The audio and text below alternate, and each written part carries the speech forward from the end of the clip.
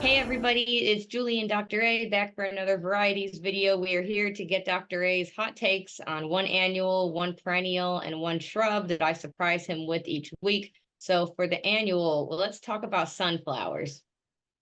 Oh boy, it's great fun to do this with you because, quite truthfully, anybody who is watching this, I have absolutely no idea what Julie's going to come up with, and she surprises me a lot of times. So sunflowers, which of course is Van Gogh's dream and everybody else's dream to have a Van Gogh with sunflowers, but sunflowers are just exactly what they are. They're sunny, they're wonderful, they're just make you feel good when you see a sunflower in being grown well, and lots of flowers.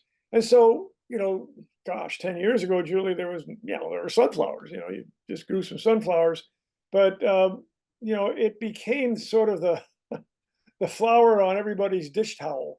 It was just sort of that calm, that beautiful. Now everybody wanted sunflowers in the last 10 years. Sunflowers have become popular.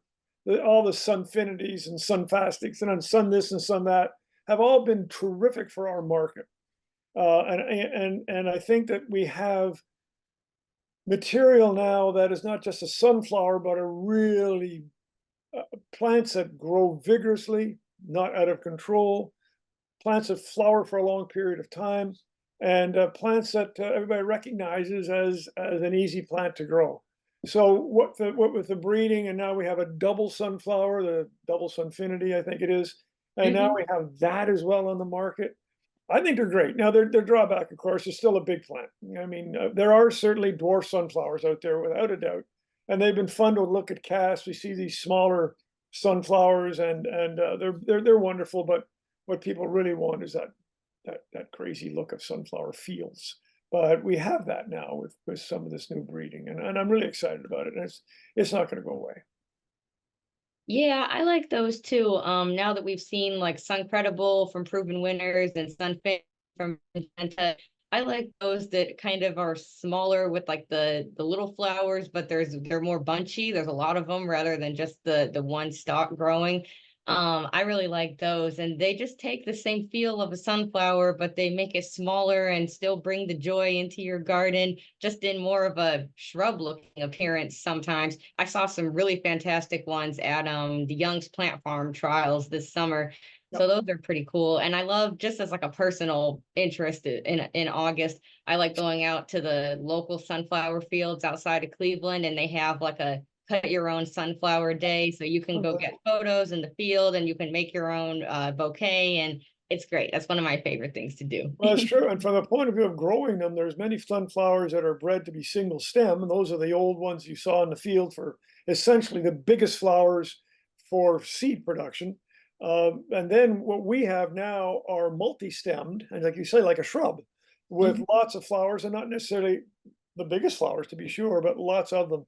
And as you mentioned, for cut flowers, I mean, they go with it, they just take the show. So yeah, I think sunflowers are terrific. Where we are with them, I'm very pleased. We're probably going to have something a little smaller than the Suncredles and Sunfinities, and a little bit bigger than the dwarf ones. And we'll continue to see these. Okay, as for perennials, how about salvia? Well, salvias are fun to talk about, and when I talk about salvias, I remember going through my salvia stage of life in which I was trying to study every salvia there was, and it turned out there's hundreds of species of salvias, and they all kind of look alike. But for the perennial salvias, there's a good market for perennial salvias. We can thank things like May Night, a very old-fashioned, a very old cultivar, but still out there in all sorts of growers are still growing things like May Night, and I think there's a ton of caradonas and various other perennial salvias that have really caught the market and are good growers from the grower perspective, good growers from the landscape perspective. But so what's happening now is most of the perennial salvias, and I say that most, tend to be blues, lavenders, etc. Most of the annual salvias tend to be reds and roses. We're going to certainly get a lot of hybridization coming up. Of that, I've no doubt.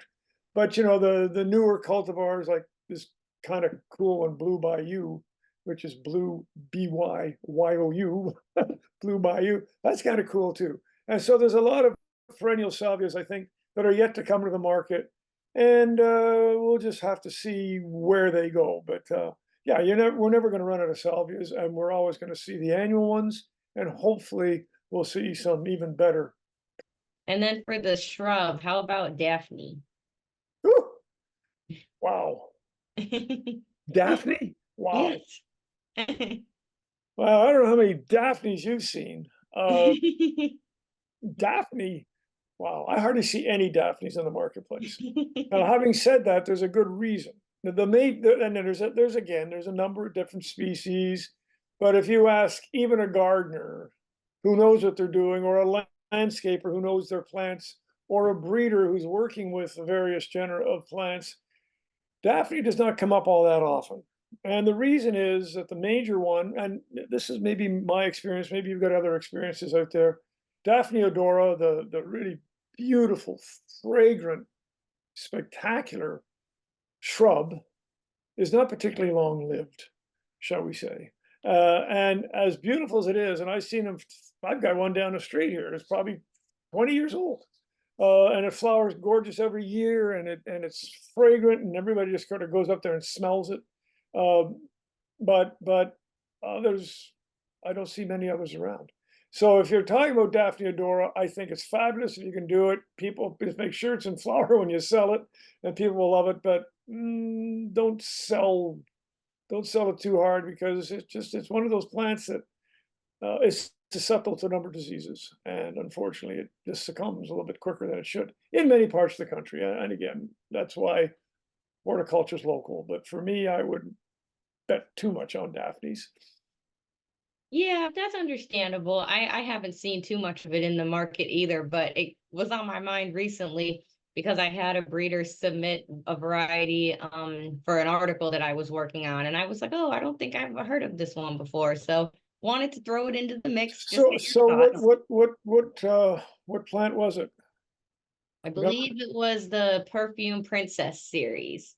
Okay, and again, here's the most, for me, if you're going to talk about Daphne, then for me, the most important thing that we should be looking at, and we should be embracing, are breeders who are working on it. Because any breeder who works on Daphne, there's a number of species. I've tried different species as well. But if somebody is working on it, they're not just working on making a different color. They know all the problems with the diseases, et cetera, that Daphne are susceptible to, and that's going to improve. So the fact that you get somebody submitting this to you and that you're going to write about it, I think is special, because it's a fabulous plant, but it just needs a little bit better framework. That's all. Yeah, it's just a work in progress. Yeah. Like Well, many varieties the are. breeder would like it to be more than a work in progress, but I think it's a terrific plant.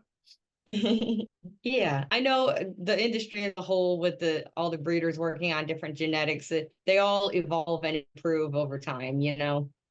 Oh yeah, oh yeah. That's fine. But again, that's good news.